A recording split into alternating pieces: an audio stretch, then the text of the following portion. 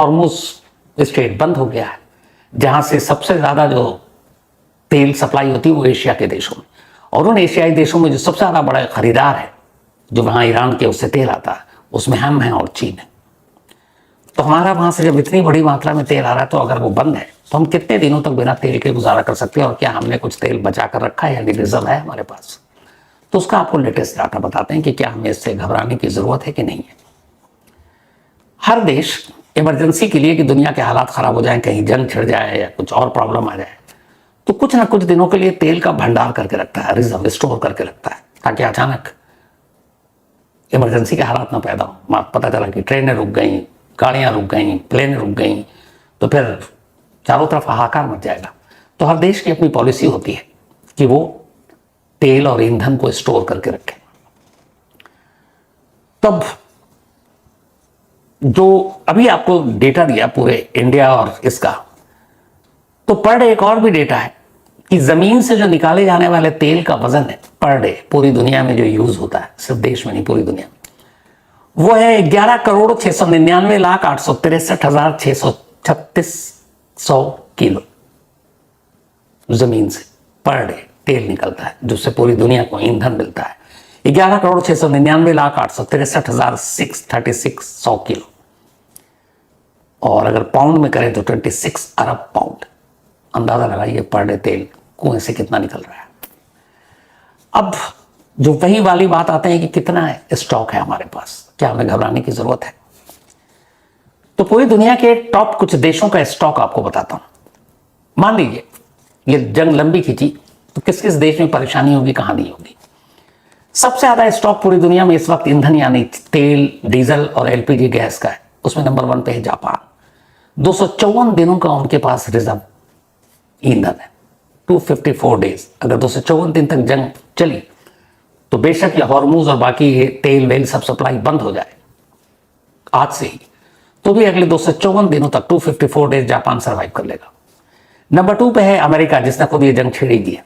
अगर ये तेल नहीं मिलता है, सारे तेलों की सप्लाई बंद हो जाए, तो अमेरिका 200 दिनों तक अपने रिजर्व ऑयल से, ईंधन से अपने देश को चला लेगा, 200 डेज। तीसरे नंबर पे है साउथ कोरिया, 214 डेज, 214 दिन ये बिना तेल के रह सकता है, इसके बाद इतना भंडार है। जर्मनी के पास है 130 दिनों का तेल भंडार, आराम से 130 दिन निकाल लेगा। फ्रांस के पास है 122 दिन, यानी लगभग 2 महीने, 2 महीने नहीं ज्यादा, 4 महीने हो गए, तो 122 दिन फ्रांस रह सकता है। ब्रिटेन के पास है 120 दिन, 120 डेज का स्टॉक। न्यूजीलैंड के पास है 95 डेज का स्टॉक। 95 दिन तेल ना भी मिले, कच्चा तेल, या उसको रिफाइंड ना भी करे, तो 95 दिन वो आराम से अपने पूरे सिस्टम को चला सकता है। तुर्की के पास है 94 डेज का, बिना तेल के 94 डेज उनके पास भंडार है। हम इंडिया 74 डेज, यानी करीब करीब 2.5 महीने। 2.5 महीने अगर आज की तारीख से भी जोड़ लें कि आज हम 7 मार्च है और अगले 2.5 महीने तक ये जंग नहीं रुकती, तो 2.5 महीने तक कायदे से हमारे पास इतना स्टोरेज है, भंडार है कि हम आसानी से सर्वाइव कर सकते हैं। इसके बाद है ऑस्ट्रेलिया, 47 डेज, 43 दिनों तक ऑस्ट्रेलिया भी सर्वाइव कर सकता है। अब ये तेल भंडार करके कैसे रखते हैं, और हमारे यहां कहां कहां इसका भंडार है। तो हमारे पास इसको जैसे में तेल को भंडार करके रखते हैं, इसका एक टेक्निकल वर्ड है स्ट्रेटेजिक पेट्रोलियम रिजर्व, यानी SPR। ये एक तरह से तेल का भंडार, या इसे कहें स्टोर। जैसे सब्जियों को, आलू को, फलों को कोल्ड स्टोरेज में रखा जाता है, उसी तरीके से तेल को भी स्टोर करके रखा जाता, ताकि इमरजेंसी में ऐसी हालात पैदा हो जाए जिनसे हम तेल खरीद रहे हैं उनसे लड़ाई हो जाए, तेल ना दें तो फिर तो हमारी भी तेल लग जाएगी। तो इसीलिए हम स्टोर करके रखते हैं। तो हमारे पास जो, और ये सारे तेल जमीन के अंदर अंडरग्राउंड इसको सेव करके रखा जाता है बाकायदा तैयारी के साथ, और ये खराब भी नहीं होता। आप इसको काफी वक्त तक भंडार करके जमीन के अंदर रख सकते हैं। तो हमारे पास जो तेल है, तेल का भंडार है इस वक्त, वो है कुल मिलाकर 5.33 मिलियन मैट्रिक टन, मतलब 5.33 मिलियन मैट्रिक टन तेल को हम स्टोर करके रख सकते हैं। हमारे पास ये कैपेसिटी है।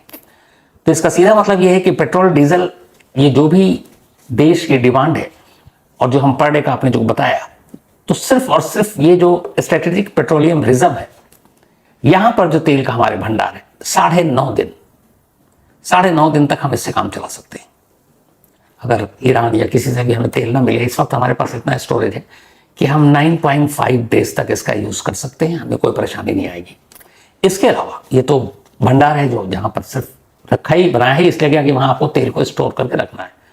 इसके अलावा अलग अलग कंपनियों के पास जो हमारी ऑयल कंपनियां हैं या फिर रिफाइनरीज हैं जहां तेल कच्चे तेल से फिर उसको पेट्रोल या डीजल में कन्वर्ट किया जाता है, तो हमारे पास जितनी भी रिफाइनरीज हैं या टर्मिनल अलग अलग कुछ छोटे छोटे भंडार हैं, ऑयल कंपनियां हैं, वहां पर इस वक्त जो तेल का भंडार है उस तेल के भंडार से हम 64.5 दिन 64.5 डेज आराम से इस देश के तेल की जरूरत को पूरा कर सकते हैं।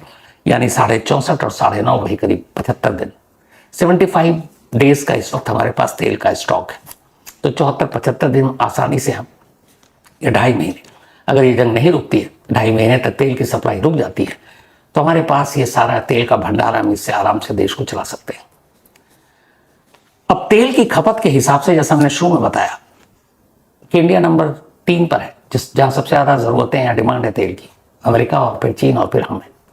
लेकिन हमारे पास अब मिडिल ईस्ट की तरह तेल के कुएं हुए तो है नहीं, नम निकला। हम अपनी जरूरत अपने देश में ही सिर्फ 12 से 13% हम तेल जो है खुद पैदा करते हैं। छोटी छोटी जगहों पे कुछ तेल के भंडार मिले, गैस के भंडार मिले, लेकिन वो हमारी जरूरतों का सिर्फ 12-13% है।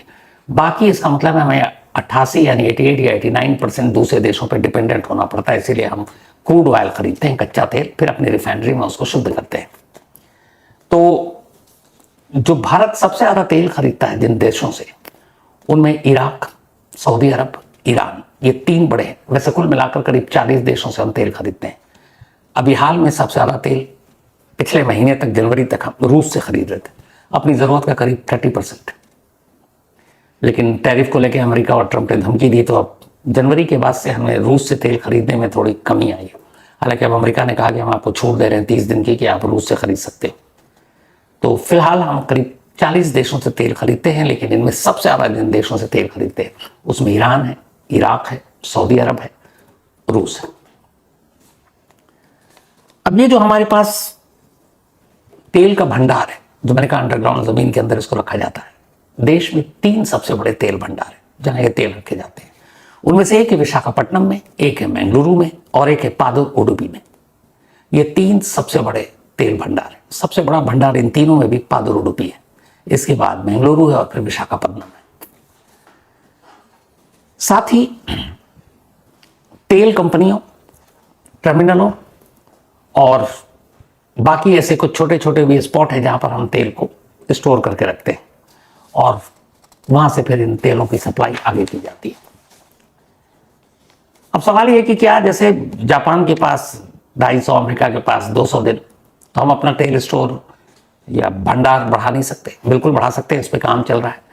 कुछ नई जगहों को ढूंढा जा रहा है, जैसे ओडिशा में एक जगह ढूंढा जा रहा है जहाँ पे एक नया साइट, एक नया तेल भंडार किया जा सके। और हमारी कोशिश ये है कि 90 डेज तक अगर जंग के हालात हो, इमरजेंसी हो, तो कम से कम 90 दिनों का तेल का भंडार हमारे पास मौजूद हो, ताकि देश की जरूरत को हम पूरी कर सकें।